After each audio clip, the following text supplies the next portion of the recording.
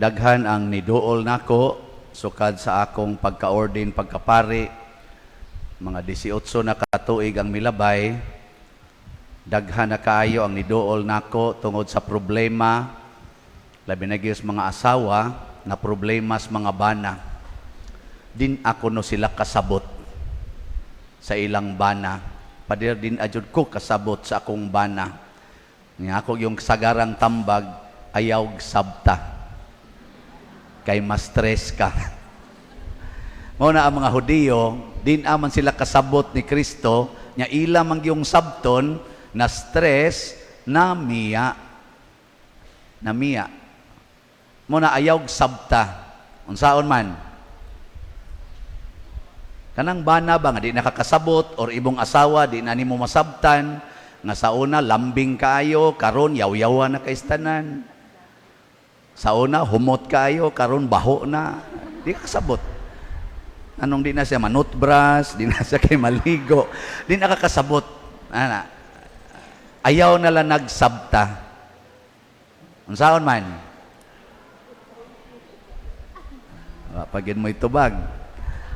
Ang ako yung sagarang itubag, ayaw sabta, dawata ngaway reklamo. Kana, ayaw sabta, dawata ngaway reklamo. Unsaon man nimo pagdawat? Nga ako gid ning bana. Ako ning asawa. Yaw-yawan na. Ako ning bana purti ng bisyosuha. Ako ning bana ubay-ubay ng gipaanakan. Ana, dawata. Nya inigdawat na nimo unsa may ikaduha? Gamita ang pulong sa Ginoo. Ang imong pagdawat bunga binasi sa pulong sa Ginoo. Kung angay pasayloon, matod pa ni Kristo, pasayluag kapituan kapito. Nya kung manapat gyud, manamparos ang pulong ni Kristo, kung sagpaon imong pikas aping, ipasagpa lang sang pikas. Kung ang imong mga butang kay musuyop naman imong bana, pangawato na imong butang, ipamaligya na, hastang imong gamayng kinitaan, kuhao na og di ihatag, kulatahon pa ka. Dawata gyapon ang pulong sa Ginoo nga nag-ingon, kung dunay mukuha sa inyong butang, ayaw na kinig bawia. Ana. Nya mosunod mo ana dili. Tubag.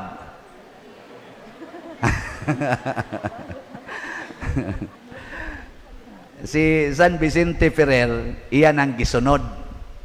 Si San Pedro, diri sa atong unang pagbasa, sa atong ebanghelyo, sa 12 kabuok apostoles nga nahibilin, human manlakaw tong mga followers ni Jesus, si Peter, si Pedro, maura gyud niingon, asa man mi padong, anaa kanimo ang pulong nga naghatag og kinabuhing way katapusan. Duna na sa ipipila na kong kaila, nga nahibaw gyud ko giunsa pag-torture sa bana, pero wa gyud mubuwag. Nya ako day siyang gipangutana, nganong wa man ka mubuwag nga puno man islagom imong naong, hasta imong bukton. Nya mao naman ka nagibuhat sa imong bana, sud nas mga dul-an nas 30 katuig. Unsay iyang tubag? Bawo mo unsa? Wa ko'y trabaho pader, na ami mga bata, asa man ko padong. Unsaon ako pagbuhi ang mga bata, bahala na lag mabunog ko, basta makakaon lang mi, kay ang nagtrabaho ang ako mang bana. Kani di ay bitawng panghuna-huna nga, wa na ko'y kapaingnan. Unsaon? Makapahimo natong ligon batok sa mga pagsulay. Tanawa ng dunay kapaingnan, ang asawa maing pagkabutang, nindot og trabaho, ang bana may isang pagkabutang, inigtamparos anas bana, moingon ginang asawa, kinsa ka mo tamparos na kung buanga ka? Mabuhi ko kung wa kang yawa ka. Amo na, divorce dayon. wa ko magsalig nimo, mabuhi ko wa ka. Nya ingnon ko nimo ani, oy, dagko na tang nagkita. Pinangga ko sa amo, iniguli nga to, moingon sa daytong ginikanan, day, wa gyud ka namo patugdonig lamok sa una, bisan langaw, patio na namog mutugdo nimo. Kanang animal, human mutugdo nimo, tamparuson pa gyud ka. Ha? Patio tanang gatugdon-tugdo nimo diha. Nga? Mao na atong style? Kakuha mo? Nyahay may inyong sundo na na. Kadtong pamaagi atong asawa, nga asa man ko padong, o kadtong ingon nga mabuhi ra ko wa kang panuwaya ka. Asa mo ana? Ato mo atong mabuhi ra ko. Wa man day mo iklaro.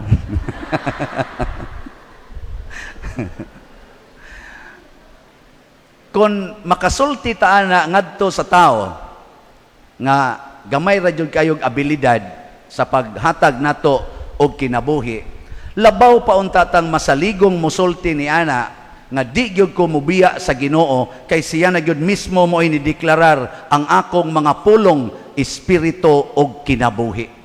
Siya ni claim ana.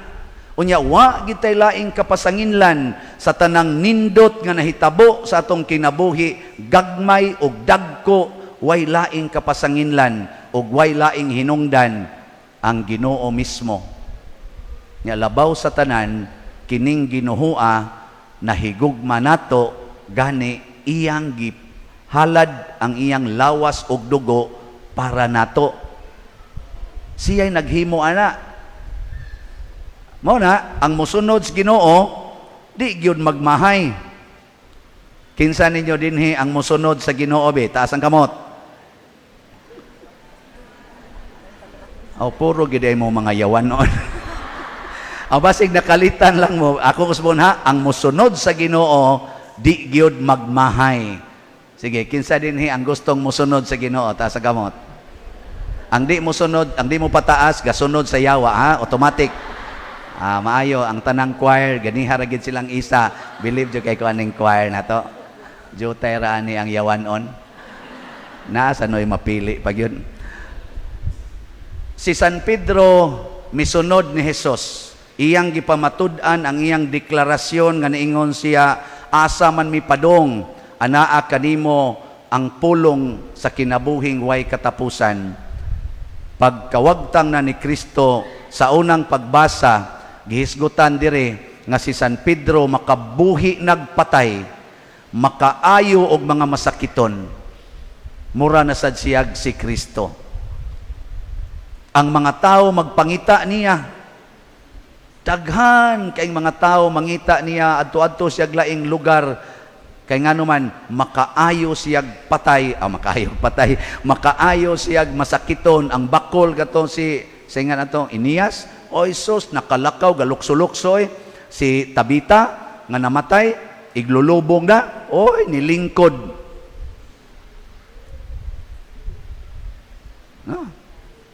Nganong wa man mo mutuo? Tistingirog adtos bahak. Pabango na tong tanang patay dito. Kaya nituo kas Ginoo. Posible ba? Dili. Posible. Depende sa Ginoo, ihatag niya. Pero ang importante, tuo Ginoo, di jud ka magmahay. Ngano man, ang Espiritu, pasabot ana, the power of God, anha na nato. Og ang kinabuhi, ang pasabot ana, the life of God. Unsa may kinabuhi is Ginoo didto sa langit nga gitawag og eternal life, gitawag sa na siyag eternal happiness. Life gani ang hisgutan in relation to God, it means happiness. Mobita na ka na mga taong di malipayon, maghikog kay wa nay meaning ilang life. Karon ra ba kunong panahona sa survey, misaka og maayo ang rate sa suicide. Labaw ng misakag maayo ang percentage sa kaning or ang rate sa depression. Lingi ay mong tupad.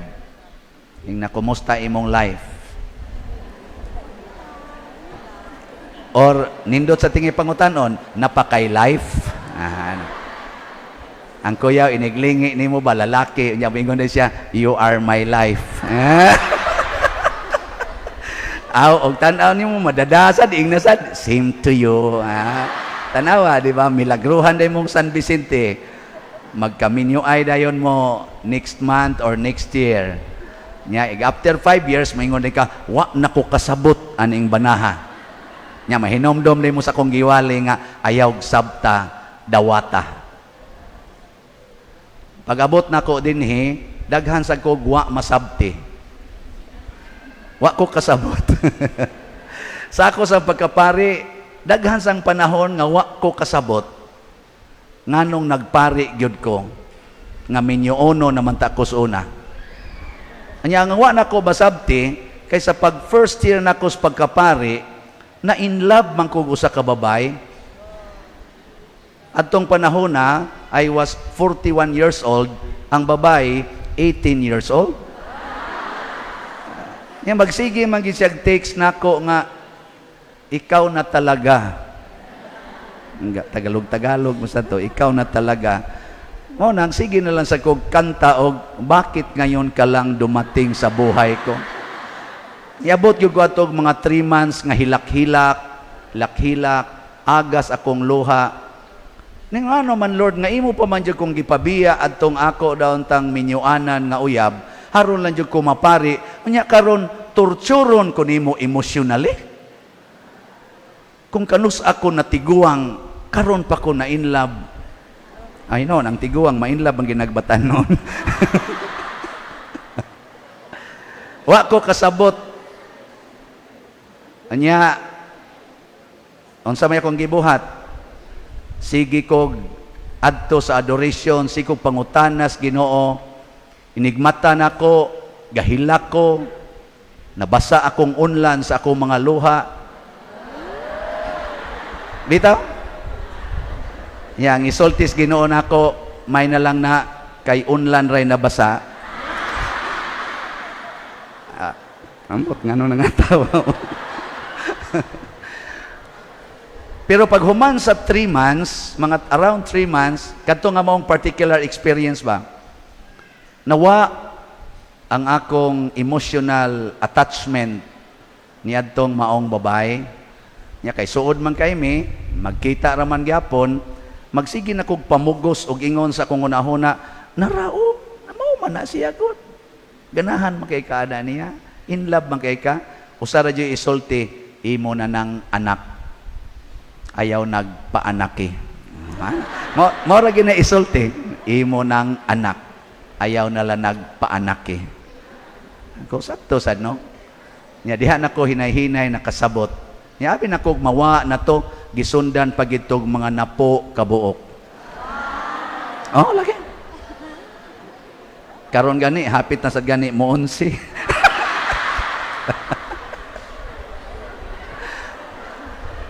Pero, balik yun ko sa pulong sa Ginoo. Balik yun. Ang nakababag na sa nako karon, moingon na sad, hala, daghan na ra ba kayong ga-follow nimo sa social media? Din ajud ka katago-tago. Ay kana bitang moanha kog mga hotel na ako'y misa or na ako'y adtuon didto. Daghan kay magpa-picture diha palas guard, magpa-picture na. Nako pastila no og mag-abot mig hotel nya picturean na day kudaan. Di nako kaikyas. Nakatistingan niya nako sa mga motel og nabasay nakailan ako dito. Kaya sa mga security guard magsige na magingon padir picture. Gituyo sa nis Ginoo para dili na sad ko magsige hunahuna tingali. Kaya ang iya laging pulong espiritu og kinabuhi. Nya ang gisultis Ginoo nako din ajud ka malipay basta imo nang buhaton. Nay usa sa nako kay igsuon nga pare, di lang ko mosultis ngan, honest pod siya nako. Nya siya pila na maroy anak nimo. Ingon ko wala pa padre. Nya siya naa kay plano nako naaunta. Nya siya ako naa na koy ako. Nakuha mo ba? Nya siya pero akong advice nimo og naa kay planong ayaw na lang idayon. Nako sa kung nahon na ba? Kansi ko nimo. Sa ako lang una ba? Advice pa ka na ako. Kansi ko nimo. Ana. Pero nisulti din siya with some tears flowing from his eyes. Siya ba'y, sukad nga nahitabo to. Dugay naman tong nahitabo. Hangtod karon, hapit naman ko mo retire. Karon gani, retired na gyud. I am still tortured by my wrongdoing. Hibaw kong gipasaylo na tingali ko sa Ginoo, gipasaylo ko sa obispo, gipasaylo ko sa mga tao, but ni as akong kasing-kasing ang sense of failure. I failed my commitment to God. Nga ikaw, iutong-utong na lana. Kay na ay nindot nga mahitabo human ni ana. O ako ginang napamatud-an mga igsoon nga purtig yung ninduta human natog subay sa pulong sa Ginoo. Labi na gyud kun ang pulong sa Ginoo makapatubod sa imong luha. Kanawang moingon ang Ginoo pasaylo alag kapituan kapito ang imong kaaway. So ayr go na ninyo, ayaw gyud dumot, sige lang gyud smile lang sigig pangaway nimo. Unsa may mahitabo? Ikaw malipayon, siya magulanon. Nya kung gusto nimong patyon imong kaaway, higugmaag maayo, mamatay ra lagi na. Lagi? Testing eh. Patay lagi na. Kung di man na siya mamatay physically, patay ginang iyang pagkahambugiro. Magsigi na ginaghigugma nimo. Oh. Because love conquers all. Sige. Testingin ang imong tupad. Lingiya. Ing napista man gyud ron. Do you love me? Ing na ka no? Sige, ing na ba? Di ka mo ingon. Yawan on ka. Muna din sa atong pista karon, atong gihimo ang expression of love. Daghan kay ta gipangbuhat dinhi, pulos gyud manifestation of love. Munang makita nato ang atong kalipay. Ang sikreto sa gugma anaa sa atong sa itubag nato sa Salmo.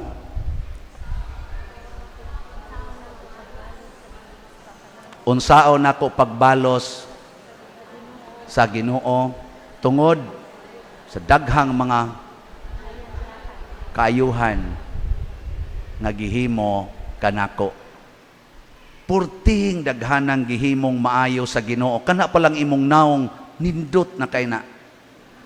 Suway ragog supak ang pulong sa Ginoo, mubati din ang imong naong. Sugod las imong naong kanindot ana, pero suway dumot anang imong silingan, di ba imong naong purti nagyong batia. Sayang. Kanang imong kwarta, purti nang ninduta, suway supak sa Ginoo, kanang sugo sa Ginoo nga kun kamo magpahulam ayaw na paningil og bayad. Suway nagsupak, di ba ang imong kwarta wa na ginay meaning. Wa na ginay meaning. Din adjud ka malipay sa imong kwarta, magpunay kag kwenta adtong wa mabayre. Din aka makakwenta sa daghan kay niabot bisag wa nimo paningla. Oh. Akong mamas una, namatay naman to at tumang 26 na April 26 ang iyang death anniversary. So pagka hapit na ko ma-ordain pagkapari 2000 wap ako mo resign sa land bank. Nagyaw-yaw gito akong mama tungod lang sa utang sa usas among mga kaliwat nga iyang gipautang. Ako ra batong kwarta nga 3,000. Naabutan ginakos mama hapit na mutungang gabi wa matog siging yaw-yaw. Animal, way batasan, putik yung bagaag na.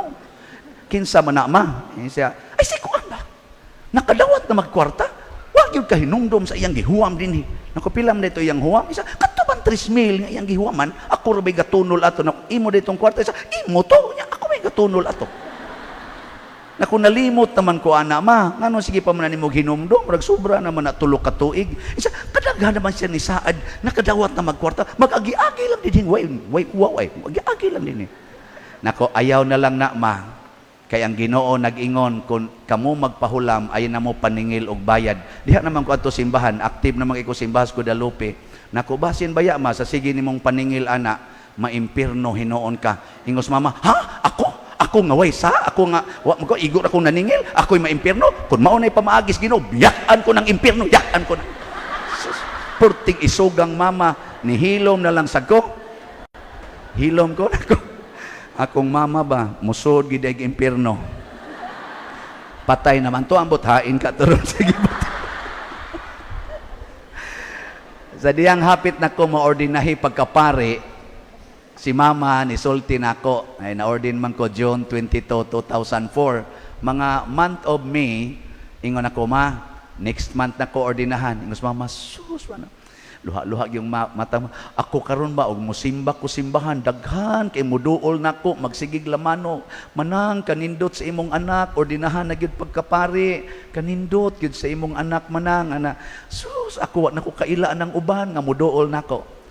Ingon ko ma kay bawo kag pilay gasto nako sa pagkapari wa man gitay kwarta pulos man ni hinatag niya kay accountant man ko ako ginanggilista tanan. Ingon ko ma, niabot yung mga 1.2 million. Mama, huy, kadako anak nako. Wa gid ta paningli ani ma. Nya ingon dis mama, sus ugwa pa kay ni tabang nimo nako mao lagi ma.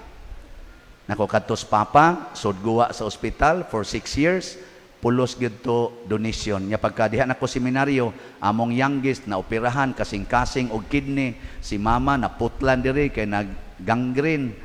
Ako sang maguwa nga paralyzed, sudguwa sa ospital, nako katong inyo mga gasto tanan ma, sobra sa to siyang mga 1.5 million, pulos gyud to, mga hinatag man. Ay, kamaayo Diyos Ginoo, ingon des mama ba, ay, kamaayo Diyos Ginoo, nako, mao na ma, ay na lang gyud paningla ang 3,000. Nihilak si mama, oy, Ginoo, in taon, pasahilua, in taon ko Ginoo. Mao toron, sure nako, langit to. Unsa man day maayong buhaton, kung ikaw karon masinupakon pa sa pulong sa Ginoo, gamita ang iyang awhag nato nga sigihag balik-balik panahon sa Kwaresma. Kung karon makadungog ka sa iyang tingog, ayaw patigaha ang imong kasing-kasing. Nanindog ta katong mosunod sa Ginoo.